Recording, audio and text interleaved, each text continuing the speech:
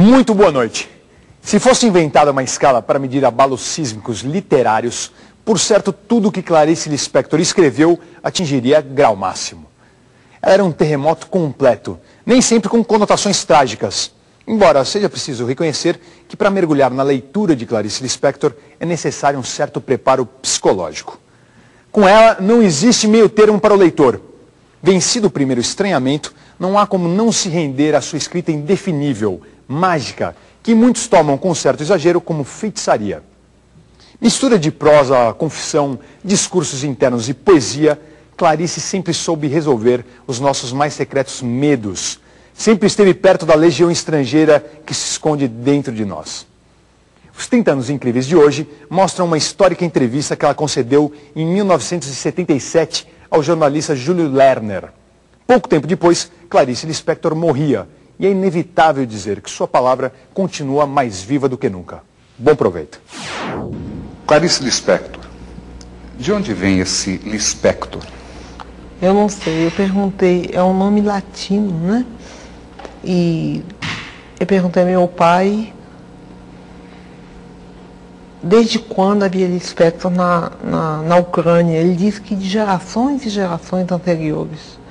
Eu suponho que o nome foi rolando, perdendo algumas sílabas e se transformando nessa coisa que parece uma coisa lis no peito, em latim, flor de lis.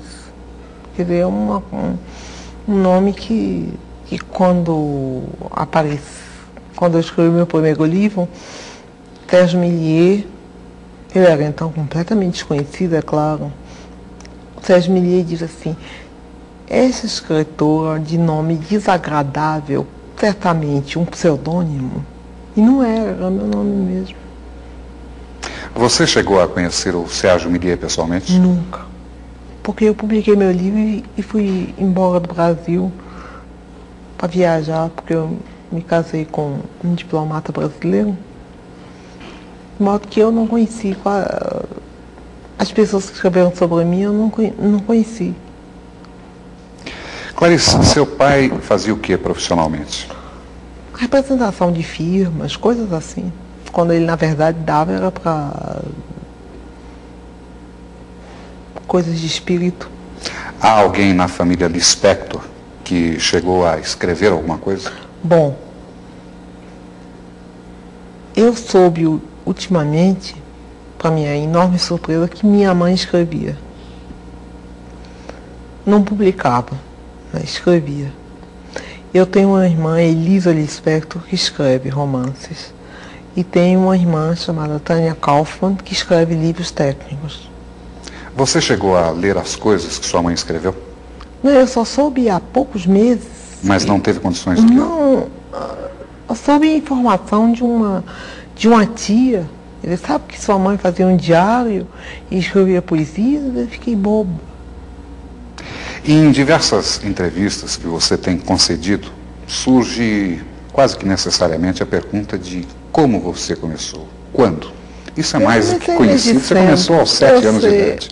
Antes dos 7 anos eu já fabulava, já inventava história. Por exemplo, inventei uma história que não acabava nunca. É muito complicado para explicar essa história, como era. Mas quando eu comecei a ler e escrever, comecei a escrever também. Pequenas histórias. Quando a jovem, praticamente adolescente Clarice Lispector descobre que realmente é a literatura, aquele campo de criação humana que mais a atrai, a jovem Clarice tem algum objetivo específico ou apenas escrever sem determinar um tipo de público? Apenas escrever. Você poderia nos dar uma ideia do que era a produção da adolescente Clarice Lispector? Caótica, intensa, inteiramente fora da realidade da vida. Desse período, você se lembra do nome de alguma produção? Bom, eu escrevi várias coisas antes de publicar meu primeiro livro.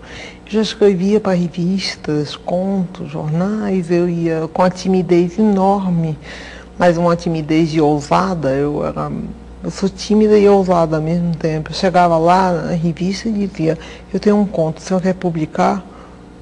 Aí eu me lembro que uma vez foi o Raimundo Magalhães Júnior, que olhou, leu um pedaço, olhou para mim e disse, você copiou isso de quem? Eu disse, ninguém, é meu. Ele disse, você traduziu? Eu disse, não. Ele disse, então eu vou publicar. Era assim, era nessa base. Você publicava essas obras em quais publicações? Ah, não me lembro. Jornais, revistas.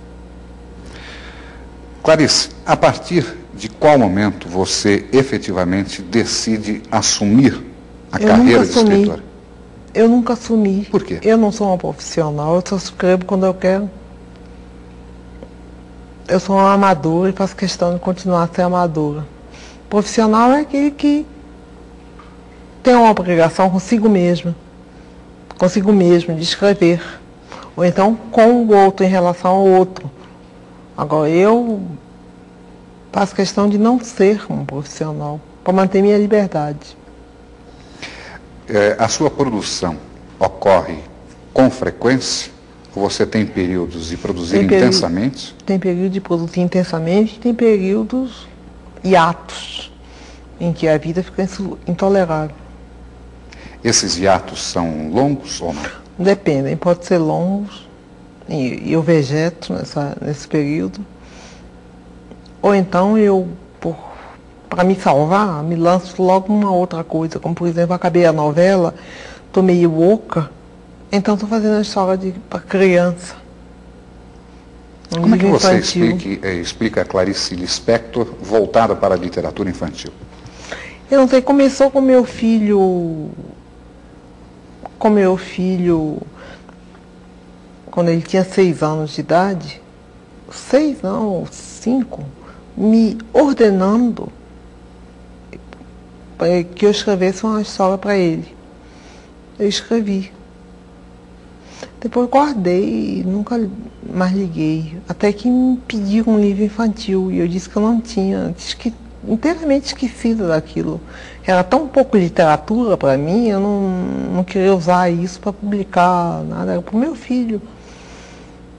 Mas aí lembrei, bom, tenho sim. Então foi publicado. Eu tenho 3 livros de literatura infantil e estou fazendo o 4º agora. É mais difícil você se comunicar com o adulto ou com a criança? Quando eu me comunico com criança, é fácil, porque eu sou muito maternal. Quando eu comunico com adulto, na verdade estou me comunicando com o mais secreto de mim mesma. Aí é difícil, né? O adulto é sempre solitário? O adulto é triste e solitário, né? E a criança? A criança tem a fantasia, né, solta. A partir de que momento, de acordo com a escritora, o ser humano vai se transformando em triste e solitário?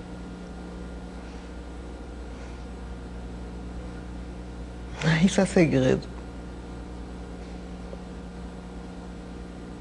Desculpa, não vou responder. A qualquer momento da vida, basta um choque um pouco inesperado e isso acontece. Mas eu não sou solitária não, tenho muitos amigos. E só estou triste hoje porque estou cansada. De modo geral, eu sou alegre.